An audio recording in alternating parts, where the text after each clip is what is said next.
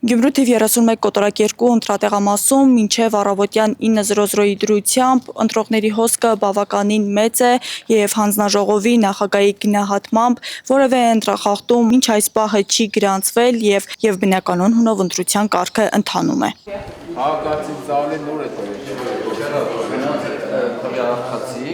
Բացեք երկարությամբ դրեք մեջը, որ այս անկյունը երկարությամբ առանց